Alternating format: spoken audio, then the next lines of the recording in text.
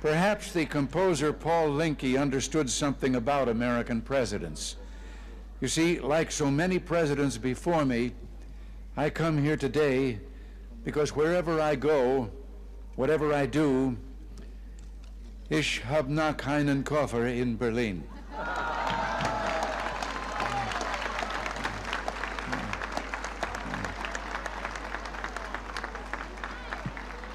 Our gathering today is being broadcast throughout Western Europe and North America.